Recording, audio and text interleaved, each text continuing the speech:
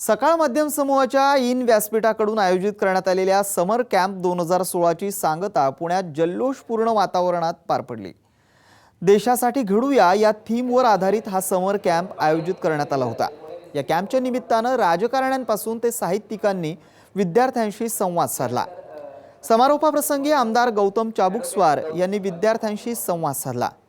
सलग 3 दिवस चाललेल्या या शिबिराचा समारोप मनोरंजनाच्या कार्यक्रमाने झाला। इनचे सदस्य असलेल्या संचेती रॉक बँडच्या परफॉर्मन्स अफलातून होता। या बँडच्या तालावर सर्वच विद्यार्थी थिरकले। धन्यवाद सर। पाणी यांनी दिलं ते Pune district water bottle association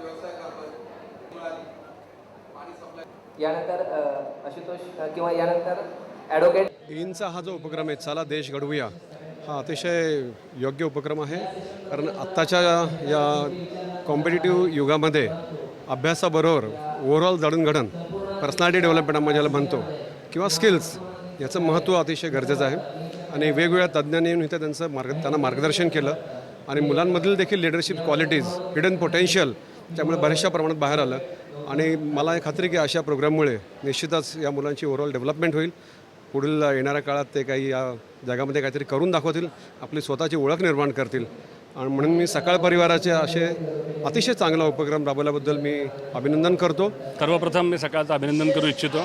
महाराष्ट्रातल्या 3 जिल्ह्यातल्या इकॉनॉमिकल सोशल अशा क्रॉस सेक्शनमधल्या 500पेक्षा जास्त तरुणींना 3 दिवस एकत्र करून आपण स्वतःपेक्षा इतरांचा विचार करायला सकाळने जे लावलं, सर्व समाजातल्या धुरीण्यांना त्यांच्यासमोर आणून त्यांच्याशी इंटरॅक्शन करायला लावले, त्यांच्याशी प्रश्नोत्तर करायला लावले आणि त्यामुळे त्यांना जे एक्सपोजर दिलं त्याबद्दल हे सर्व तरुण सकाळचे नक्की धन्यवाद मानतील असं मला वाटतं। सायकलिंग हा माझा छंद आहे, तर हा छंद जोपासत मी काहीतरी समाजकार्य करण्यात विश्वास ठेवतो।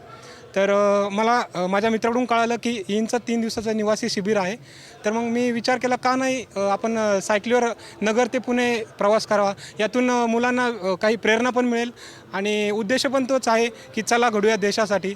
आणि आपण आपल्याला सध्या माहिती आहे की प्रदूषण खूप वाढलं आहे आणि तर ह्याच्यातनं एक मला संदेश द्यायचा प्रयत्न करतो की आपण कमीत छोट्या अंतरासाठी सायकलचा वापर केला पाहिजे। त्यातनं थोडं प्रदूषणचं CO2 इमिशन हे कमी होईल।